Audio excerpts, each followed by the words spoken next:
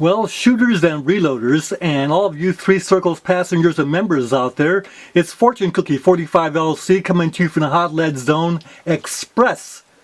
And here's a nice question for you. What is this? Well, if you are a owner of Lee reloading presses, you will recognize the dead primer collection tube. And it's got about 500 dead primers in there because we've been reloading a lot of 45 Colt, and of course this is the Lee 4-hole turret press. A lot of you have this, but what I wanted to show all of you is a nice way to handle powder with the Lee 4-hole turret press. So suppose we have the case already jammed up inside this die doing the neck expanding mouth flaring, and now it's time to put a powder charge in there. Here's the RCBS Uniflow, and it's set right over the funnel so that when it's time to throw a powder charge, you go ahead and throw the powder charge, just like that. And then you go ahead and reload the round. And this is all made possible by mounting the Uniflow powder measure on an arm with the old bare press in the background back there that I can move this around anywhere I want. And so I can throw a powder charge right into the funnel, right into the case every time I need a charge. So to show you that old bare H press that I went ahead and loosened up the top platform and cranked it over, and then you can use a die to hold the arm for the RCBS Uniflow powder measure. Well, now suppose you're doing black powder. Well, we wouldn't be using this powder measure because it might spark, and you can't have that when you're running black powder. So with black powder, we just swing this off to the side like this, and then we can go ahead and dip the black powder charge, or we can go ahead and measure a volume with any of our volume black powder measures, and then go ahead and dump the powder charge into the funnel, into the case. Well, as you know, black powder is a mixture of sulfur and charcoal, which are the fuels, and saltpeter, which is the oxidizer, and that's potassium nitrate. Well, the difference is Hodgdon 777 gets rid of the sulfur, so you don't have all those odors and a lot of the fouling caused by the sulfur compounds, so you get rid of all that.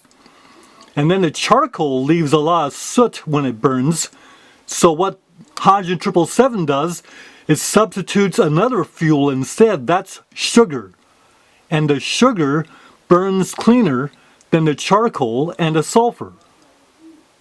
That's the difference between 777 and black powder. Well, I recently loaded up over 400 rounds of 45 Colt with black powder substitute Hodgdon 777 3FG powder. And there are videos on how we did that, but let me show you something that I discovered. Well, look at this. Isn't this cool? It's a heavy plastic bag with 50 rounds of my Hodgdon 777 reloads in there. It's got the Hodgdon 777 3FG loaded 101% of the case capacity behind a Lee lead bullet cast. And there's a wad in there between the powder charge and the bullet. So let me show you those wads that I use. So for our black powder substitute ammo, we can actually use paper wads that are punched out of, say for instance, milk carton material. That's what this is. Also, we can use those cartons that we can get from Chinese takeout and punch those because they've got a little wax coating on them. So these work real well. I've used these, but then I've also bought these, which are kind of vegetable fiber, kind of like corkish wads, but these cost like 3 cents a piece.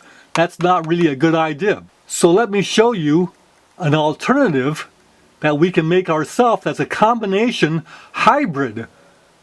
It's got cork, and then there's a paper liner over it, so the cork can go against the powder while the paper goes against the bullet, so there's no chance of the wad sticking to the base of the bullet.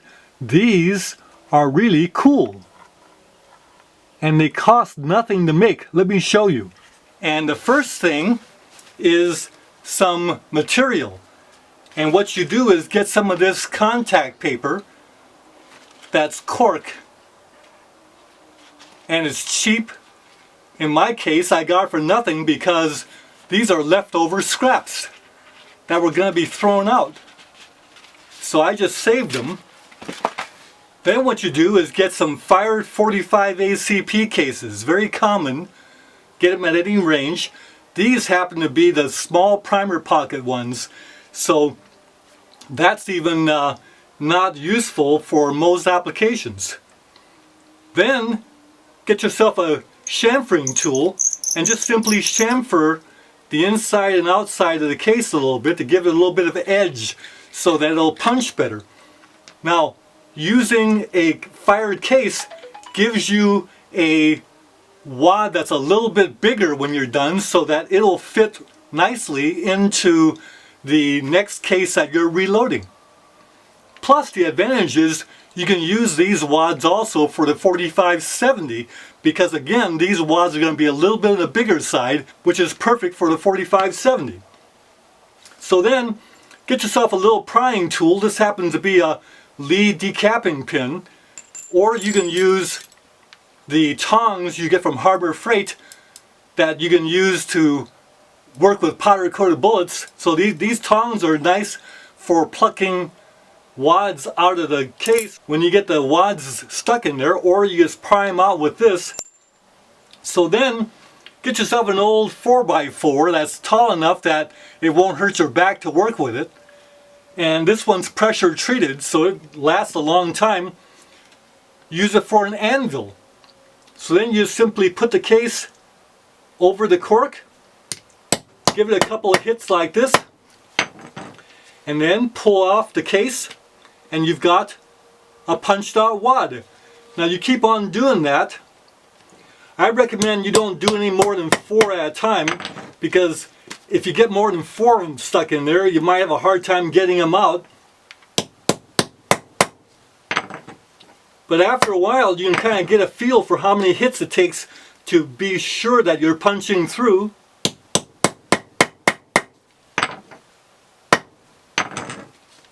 Like that.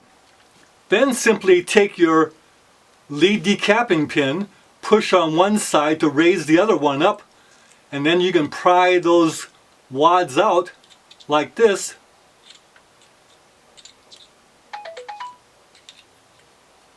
And there are your wads. There they are.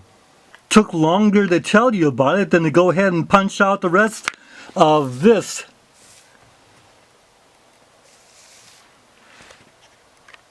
Notice how perfectly round they are.